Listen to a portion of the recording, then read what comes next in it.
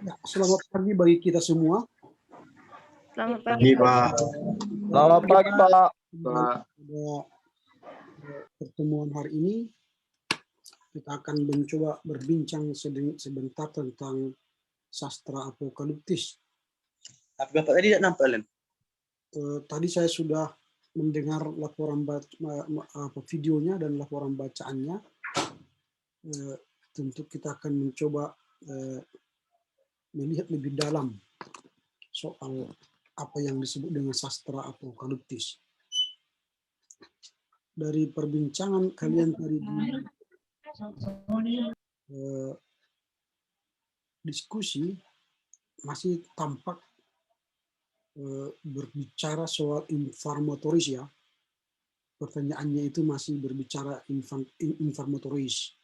Apa yang disebut dengan misteri-misteri gelap, naskah mati, Qumran dan sebagainya. Bukan bicara substansi dari sastra apokaliptis itu. Lalu ada beberapa orang yang melaporkan berbeda dari apa yang dituliskan oleh William Maxon.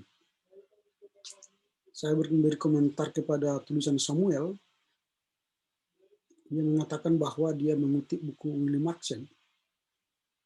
Mungkin dia baca, tapi tidak semuanya dia menulis dari apa yang disebut dengan oleh William Maxon.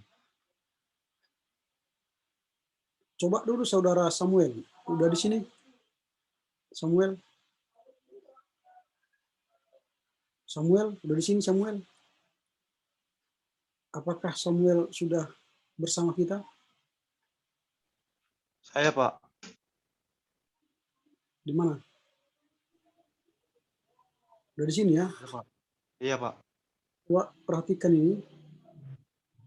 Apakah William Maxon menulis ini? Bahwa sastra ini ditulis oleh Yohanes di Pulau Patmos.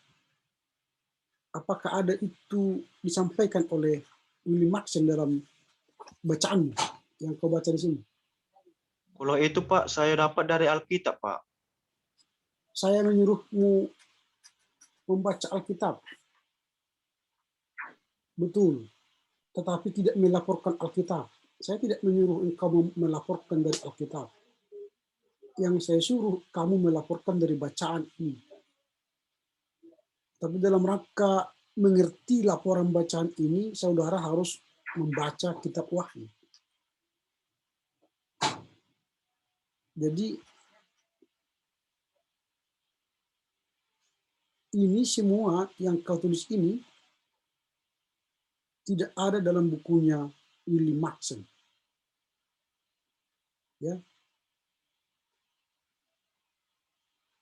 Jadi apa yang ditugaskan itu saja dikerjakan.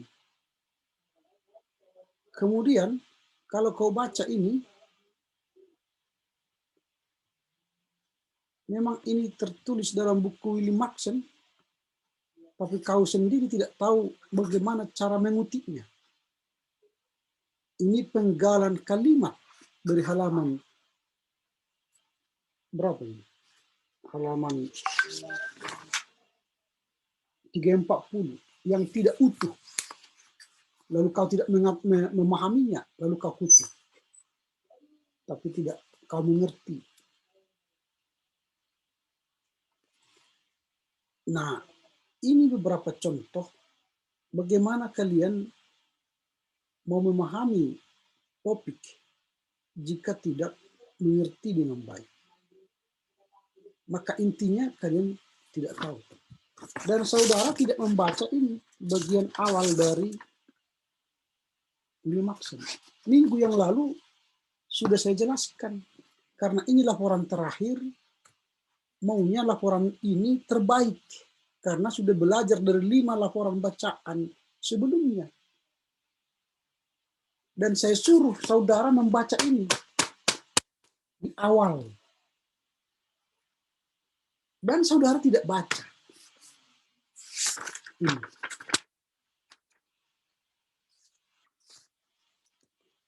Dan ada orang yang juga membaca tapi lebih dari yang saya suruh. Saya suruh sampai halaman 344, tapi dia membaca sampai halaman berapa ini? Dia membaca bukunya epilog, kerajinan dia. Itu namanya kerajinan. Saya tidak suruh membaca ini, tapi dia baca ini. Kerajinan juga nggak apa-apa sih, tapi ya tidak ada guna di sini.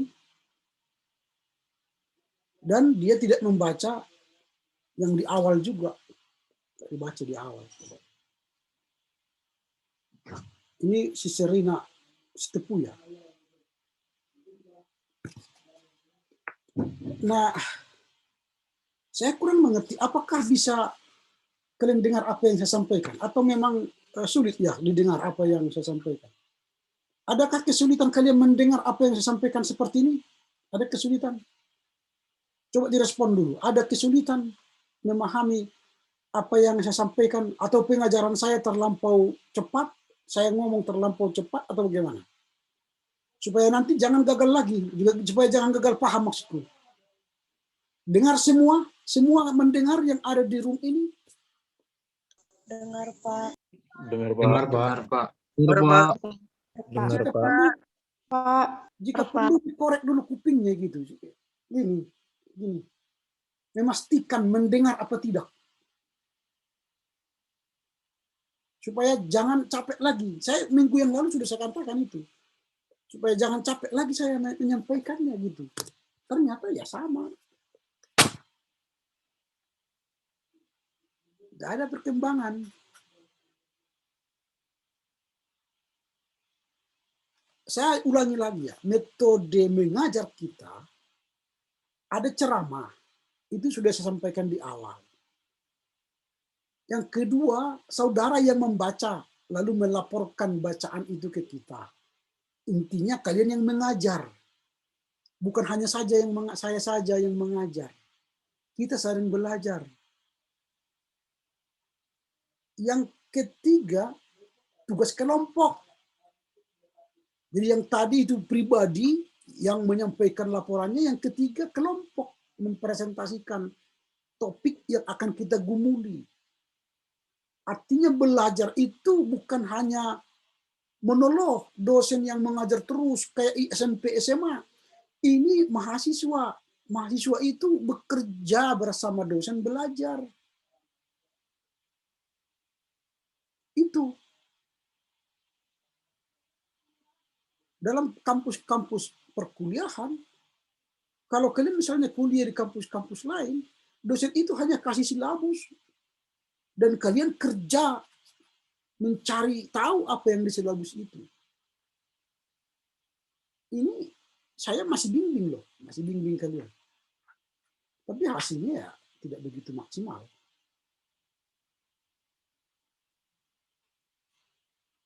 Oke, itu kalian yang membaca ya.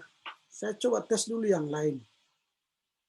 Sebenarnya kalian paham nggak dengan apa materi kita hari ini? Misalnya saya tanya dulu saudara Agnes, apa yang kau tahu tentang sastra apokaliptis ini? Silakan, Agnes.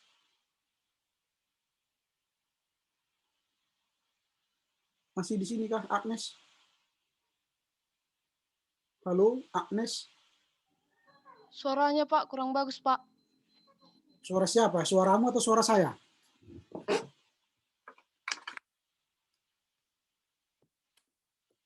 Halo? Halo, Suara Agnes? Bapak nggak kedengaran Pak. Tidak kedengaran suara saya. Ya, saya ulangi. Apakah saudara Agnes sudah dengar dengan baik? Halo? Apakah sudah dengar? Halo? Halo Agnes. Yang lain dengar? Dengar, Pak. Mungkin Pak. jaringannya itu, Pak, di kampung, Pak. Dengar, Pak. Oke. Baik, yang lain aja. Saudara Daniel Rizky dengar? Daniel? Mungkin di kampung juga ya.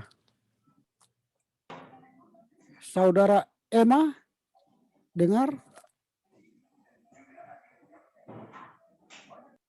Saudara Emma dengar? Mungkin di kampung juga ya. Oke. Saudara Hujolom dengar? Dengar, Pak. Oke. Menurutmu apa itu sastra apokaliptis?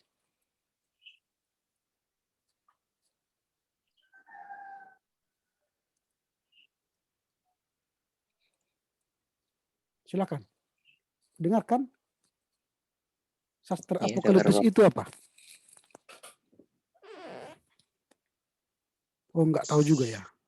Oke. Johannes masih di sini?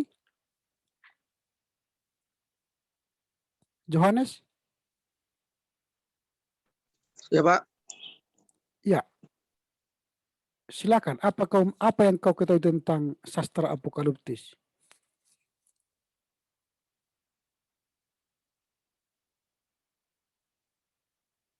Masih dengar? Halo? Johannes masih di sini?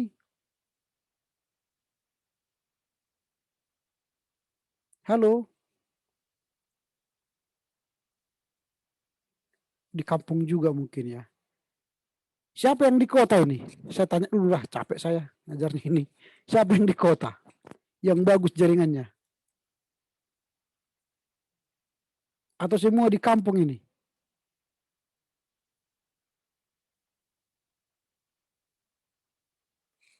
Halo? Apakah masih di sini kita? Masih, Pak. Masih, Pak. Masih, Pak. Oke, masih ya. Oke.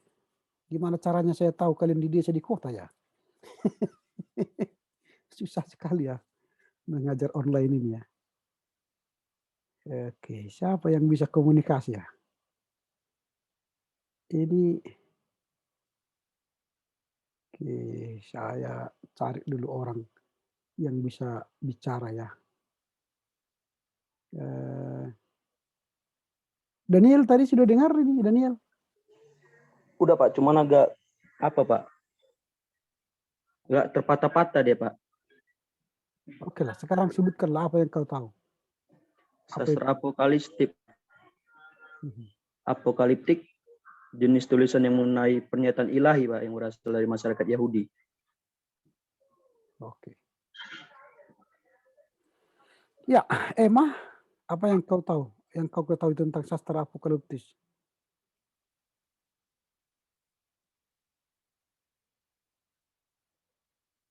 Emma nggak bisa juga. Emma Yolanda Ketaren. Nggak bisa ya. Oke, dari yang penyaji saja lah dulu, coba. Yogi, apa yang kau ketahui tentang sastra apokaliptis itu?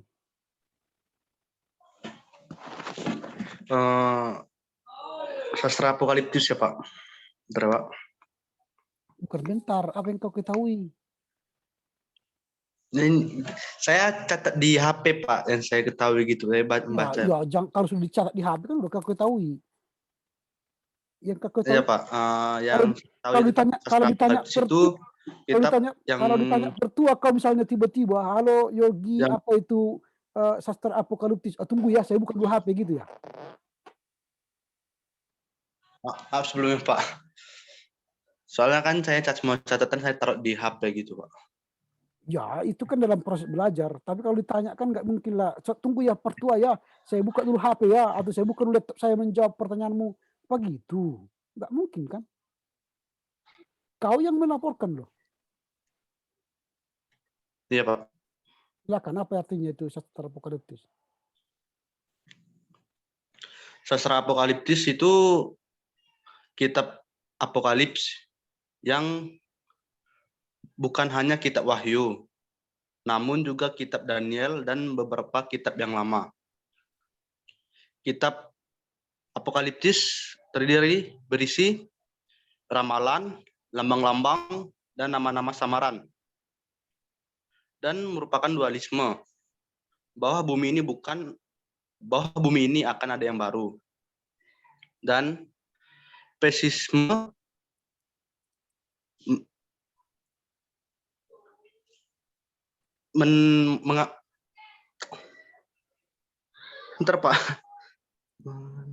menggambarkan kemenangan. Tapi itu tidak kau tuliskan di diapamu kan? Enggak, Pak, itu menurut saya sendiri, Pak. Enggak. Oke, baik.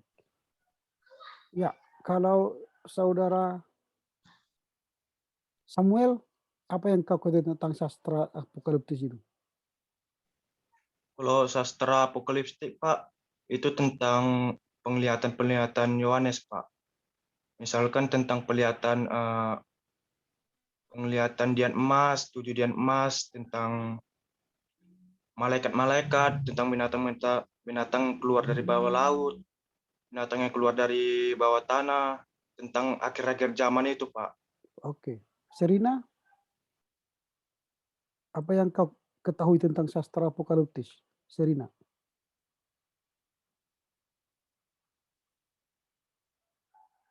Serina masih bersama kita?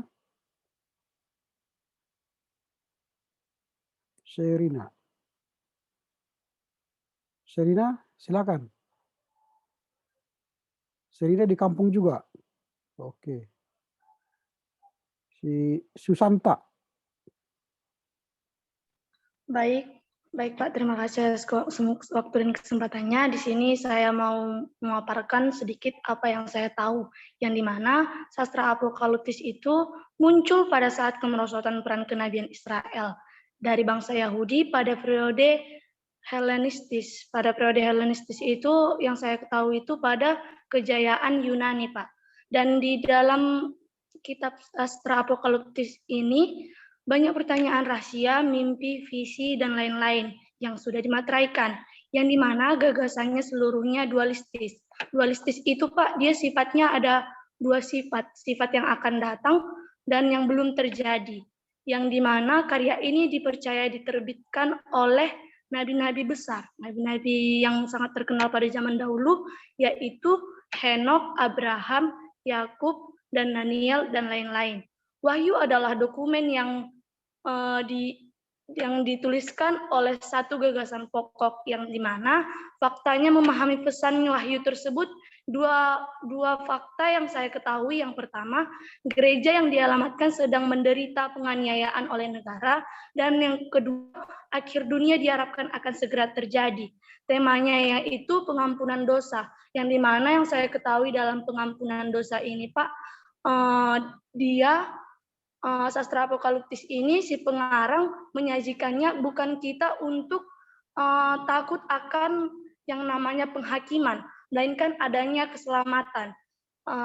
Dan di mana juga pengarang Yohanes, gagasan utamanya dapat kita lihat di dalam Wahyu 1 ayat 19, yang dimana struktur dan isinya bisa kita lihat jelas di situ, yang dimana karena itu tuliskanlah apa yang telah kau lihat, baik yang terjadi sekarang maupun yang akan terjadi sesudah ini.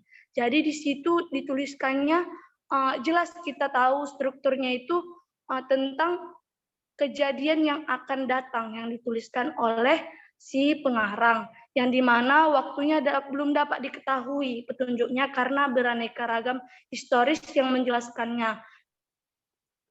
Oke, selanjutnya sekarang kepada Trifandi. Silakan. Trifandi, apakah ada di sini?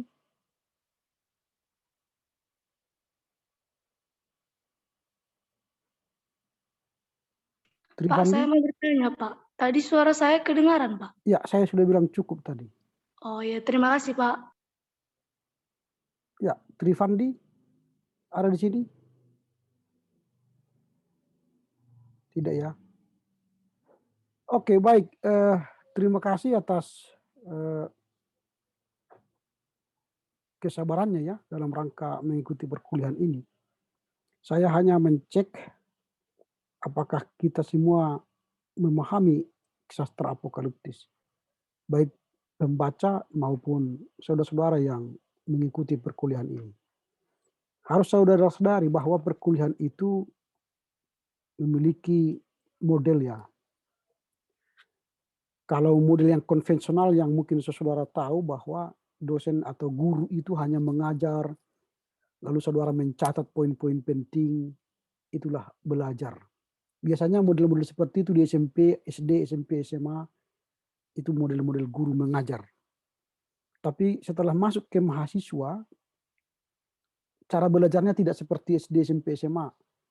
Cara belajar kita ialah mahasiswa. Maha itu berarti mahasiswa itu mencari ilmu itu dengan upaya sendiri. Bekerja sama, baik dengan dosen dan mahasiswa lainnya. Maka dosen sekarang tidak lagi disebut dosen, tapi dia pengampu mata kuliah. Pengampu itu dia hanya membimbing, melatih, mengajarkan mahasiswa mencari ilmu dengan kemampuan diri sendiri. Jadi silabus itu menjadi peta jalan, roadmap kalian mencari ilmu. Jadi kalau misalnya saya suruh membuat laporan bacaan dari buku pengantar perjanjian baru dari karya Willy Maxen misalnya, dalam perkuliahan itu saudara yang belajar. Saya bagilah, ada yang melapor menjadi pemantik untuk diskusi kita. Dengan demikian diasumsikan kalian sudah paham isi buku Willy Maxen. Jadi saya tidak mengajar lagi tiap hari mengajar begini, tidak. Kalian belajar membaca teks, lalu membagikan teks yang kalian baca kepada teman-teman, dan yang lain belajar bersama. Sehingga semua proses pengetahuan itu mengalir, baik dari kita, baik dari orang lain, baik dari dosen. Itu modelnya. Nanti tugas kelompok begitu. Kalau pribadi sudah membaca dengan baik, maka nanti tugas kelompok akan semakin baik lagi karena sudah banyak teman yang belajar. Itu modelnya. Tapi kalau kalian tidak menggunakan kesempatan ini untuk mengetahui banyak, ya silakan. Yang rugi bukan saya, yang rugi kamu dan orang tuamu. Orang tuamu sudah bayar uang kuliah, tapi di sinimu tidak berisi. Sayang. Manfaatkan kesempatan ini karena tidak mungkin lagi berulang tahun depan untuk kalian masuk mata kuliah ini kecuali kalian gagal. Itu pun nanti semester depan 2 tahun di sekolah kalian tingkat 3 baru keluar lagi ini, baru kalian masuk lagi ke sini. Merugikan lagi. Gitu. Jadi mohon ya memiliki kemauan belajar.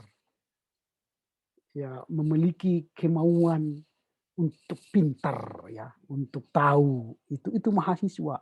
Ada kemauan untuk pintar, untuk tahu, itulah mahasiswa. Tapi kalau tidak mau, ya sudah berhenti di sini aja, masih tingkat 1 kok. Kalau memang tidak mau jadi sarjana teologi, berhenti aja. Masih banyak perguruan tinggi lain yang mungkin cocok dengan kalian. Atau fakultas teknik, fakultas kedokteran, fakultas kehutanan, pertanian, atau pariwisata, silakan aja. Karena dipaksa pun kalau kalian tidak mampu, nggak ada gunanya. Kalian nanti menjadi pendeta yang sangat membebani jemaat gitu, yang tak bermanfaat, tak berguna. Ngapain? Digaji kalian tapi tidak punya kemampuan teologi. Kemampuan teologinya dangkal, lebih hebat Sintua daripada kalian. Ngapain? Sayang uang gereja itu dikeluarkan tiap bulan kepada orang yang tidak serius melayani. Ya, masih ada perenungan. Masih buka SMBPTN sekarang. Silakan aja. Nah, begitu ya. Sehingga ya kalau mau serius, seriuslah. Kalau tidak mau ya udah berhenti aja sampai di sini. Bilang sama bapak, Pak, aku tidak cocok di sekolah teologi. Gak bisa aku membaca bukunya. Gak bisa aku membaca buku Willy Maxen, buku ini. Udah keluar aja. ya, supaya kita bisa jalan ini. Daripada saya paksa diri saya mengajar kalian, tadi nggak mau, ngapain?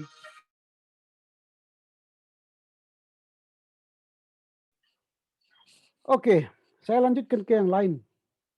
Kalau supaya ada sedikit berisi di hati kalian, saya ulangi lagi lah ya.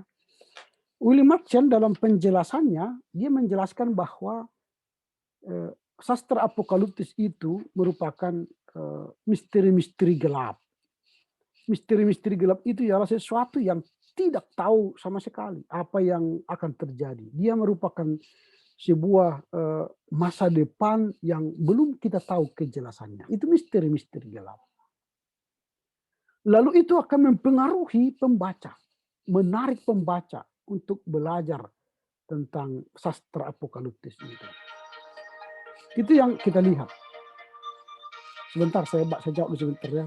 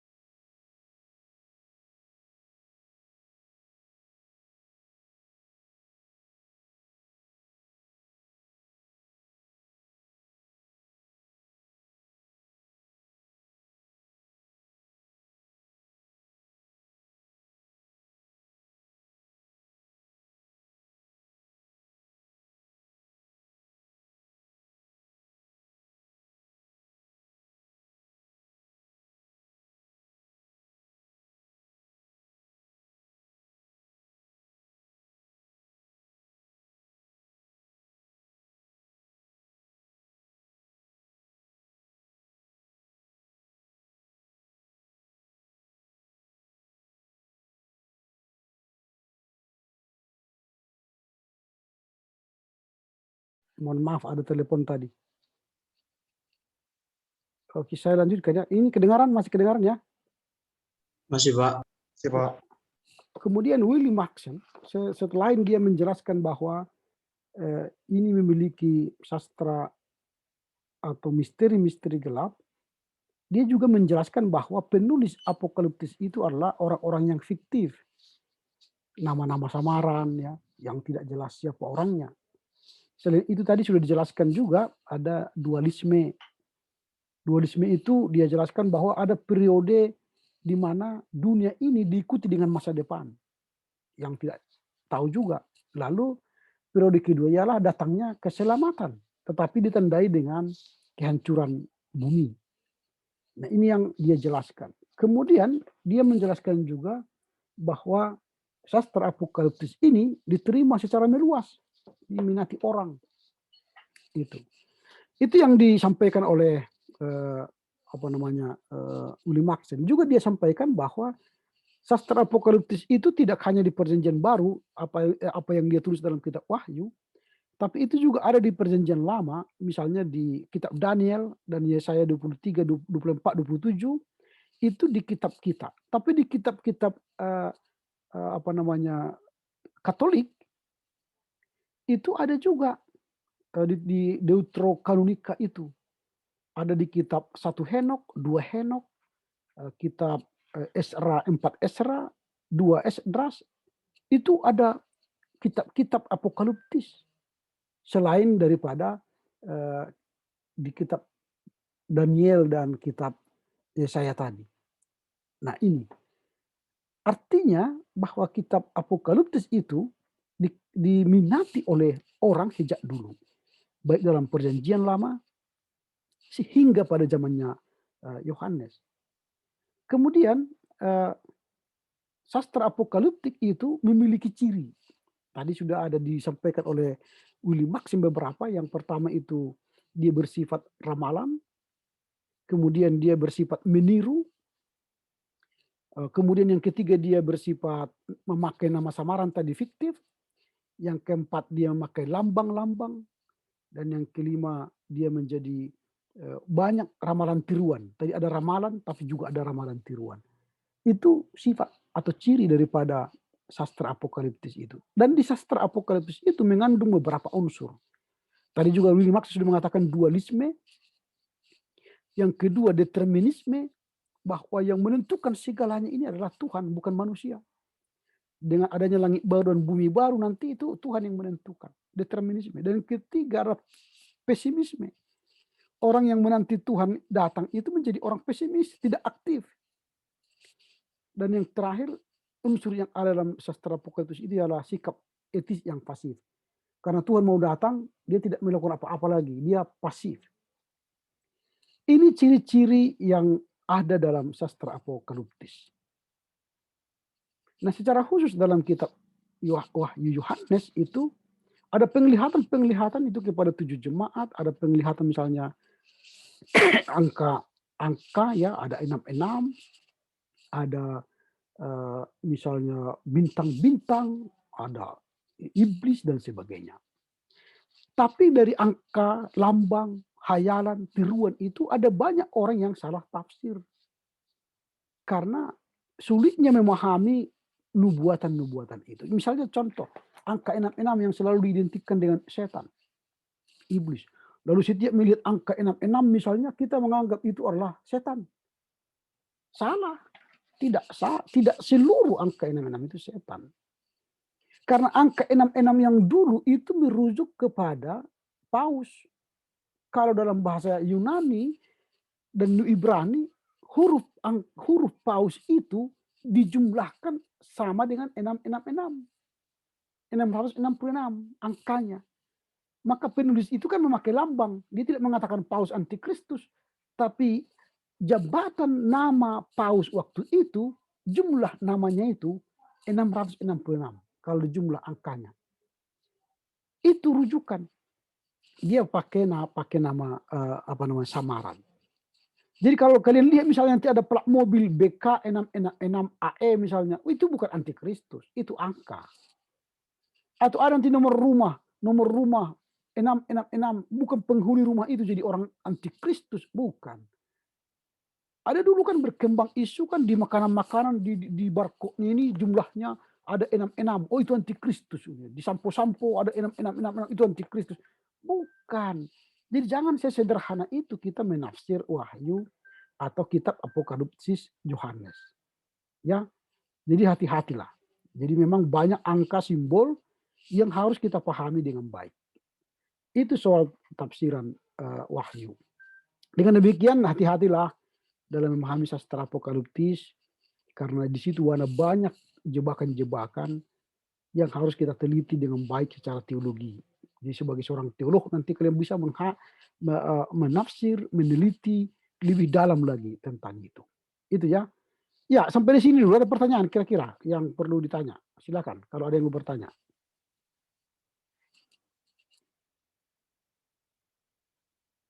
Tidak ada?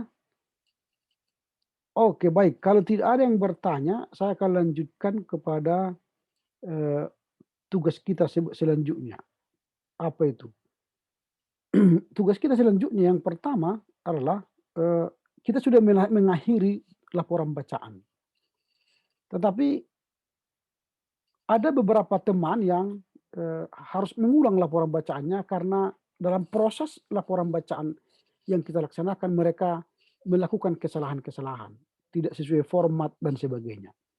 Nah di kelas B ini ada 2 orang yang harus mengulang laporan bacaannya. Yang pertama itu Mikael Desi Lumban Tobing dan yang kedua Obed FG Lumban Tobing. Apa tugas kalian? Nanti tetap ambil buku Willy Markson, baca halaman 131 sampai 209, lalu buat format filenya nanti.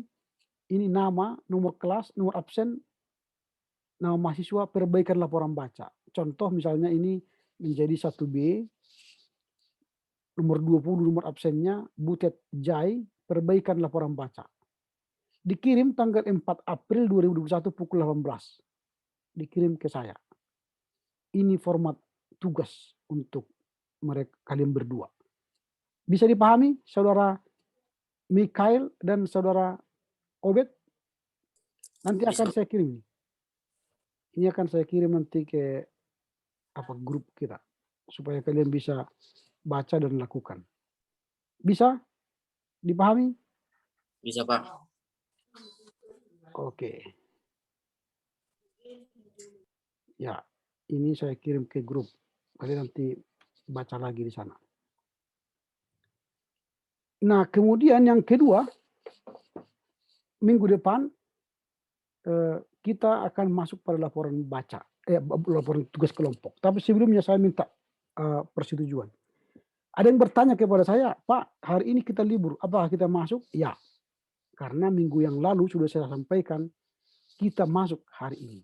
Kalau kita tidak masuk hari ini, maka kita akan kehilangan beberapa waktu untuk proses studi kita. Kita akan kehilangan. Dan bisa kita nanti ujian pada bulan Juni. Padahal kita bulan Mei sudah berakhir perkuliahan kita. Lalu kalau kalian masih mau kuliah sampai bulan Juni, silakan saja. Saya sih tidak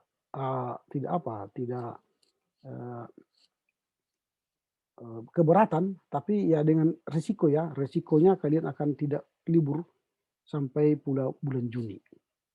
Nah ini pada hari ini kita akan libur juga dalam libur pasca ini mulai hari ini sampai tanggal 5 April. 5 April. Kita libur sampai tanggal 5 April. Nah kalau sekarang kita libur hari ini kan hari ini kita libur, lalu minggu depan kita libur, berarti ada 2 pertemuan yang hilang. Implikasinya, efeknya ialah kalian nanti akan masuk pada bulan Juni untuk ujian semester. Jadi ujian semester ini akan bergeser ke bulan 6, padahal di kalender akademik kita bulan 6 sudah tutup perkuliahan. Habis hari raya Idul Fitri langsung kita ujian semester, setelah itu bubar. Nah, kalian terserah, apakah kalian tetap masuk tanggal 5 April ini, atau kalian libur sesuai dengan jadwal yang diberikan oleh kampus. Nah, kalau bertemu faktual, oke lah, kita tidak bisa kuliah karena tidak mungkin kalian datang dari kampus, dari kampung untuk kuliah di sini. Tapi ini kan kalian sudah di kampung kalian masing-masing, di rumah kalian masing-masing. Nah, kalau kalian mau libur silakan, lalu kita akan masuk tanggal 12 April. Silakan, apakah kalian akan libur tanggal 5 April atau masuk tanggal 5 April? Itu terserah kalian. Silakan. Saya minta persetujuan, jangan kalian anggap nanti saya memaksa kalian masuk tanggal 5 April. Kalau kalian mau libur, silakan libur. Itu terserah dan hak kalian.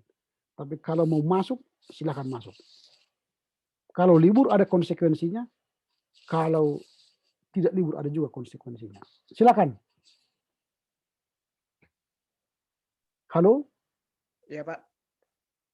Apakah kalian libur atau masuk tanggal 5 April? Kalau dari saya masuk aja, Pak. Nggak tahu teman-teman yang lain, Pak. Ya, silakan yang lain. Dari saya masuk, Pak. Kalau dari saya juga Masuk, Pak. Masuk. Dari saya masuk, Pak. Saya masuk, Pak. Kalau dari saya masuk, Pak. Masuk. Oke. Dengan demikian hari Senin tanggal 5 April kita tetap masuk kuliah. Nah, ada konsekuensi. Kalau kita masuk tanggal 5 April, maka hari ini kelompok 1 akan mengirimkan tugas kelompoknya. Karena peraturan kita ialah 1 minggu sebelum hari H, kita sudah harus mengirimkan tugas kelompok. Kita akan membahas tugas kelompok tanggal 5 April, berarti tugas kelompok 1 ini harus dikirim hari ini. Sampai jam 18 maksimal.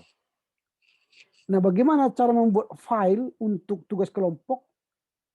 Nah, bersama ini akan saya kirimkan membuat file untuk tugas kelompok, yaitu nama, sebentar.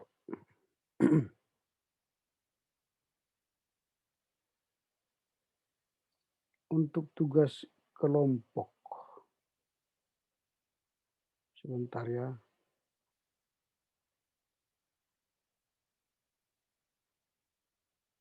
Ini.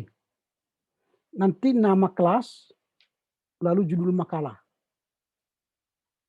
Contoh 1B, garis bawah, perjalanan misioner pertama Paulus. Lalu minggu depan kita bahas itu, lalu ada masukan dari dosen dan mahasiswa, maka diberi 1 minggu perbaikan, maka judul perbaikan, format perbaikan ialah nama underscore judul makalah underscore perbaikan. Contoh 1B misioner garis bawah perjalanan misioner pertama Paulus garis bawah perbaikan. Ini formatnya.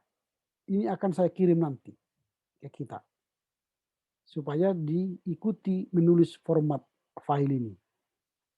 Ingat, kalau salah menulis format file, maka nilainya akan kurang.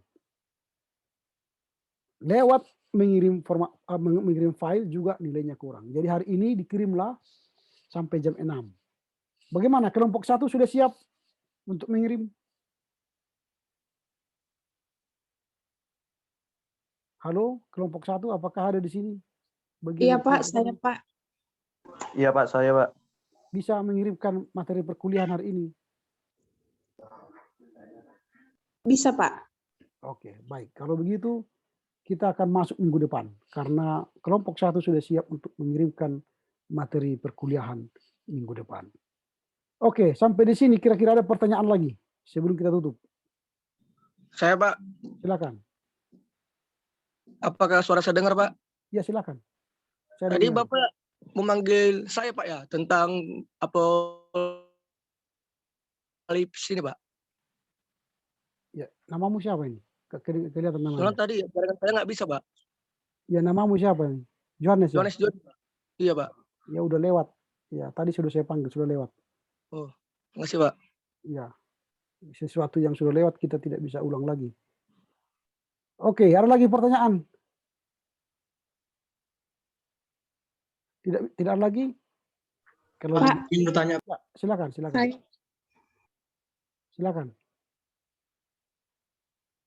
Silakan Emma. Untuk tugas kelompok makalah itu Pak, videonya nanti kami menjelaskannya dibagi-bagi terus dijadiin satu video Pak.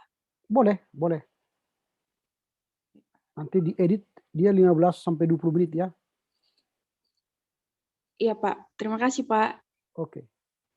Ada lagi kira-kira? Pak, dalam pengirimannya satu channel YouTube atau semua dalam kelompoknya Pak? Satu channel YouTube lah. Kan nanti digabung. Berarti satu channel YouTube aja yang dikirim jadi apa ya pengirimannya Pak? Iya, bukan jadi semua YouTube itu dikirim. Satu YouTube. Dikirim, jadi digabung rekaman kalian, masukkan satu YouTube. Ya? Iya Pak, baik Pak. Oke. Ada lagi? Oke, kalau tidak ada, baik. Terima kasih atas perhatiannya. Salam buat keluarga, selamat libur Paskah.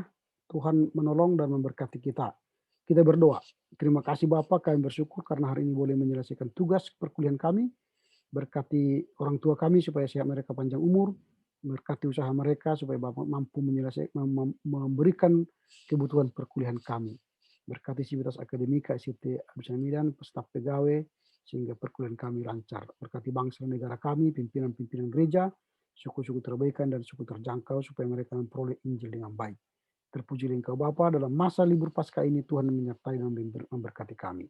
Dalam Kristus Yesus kami berdoa dan bersyukur kepadamu. Amin.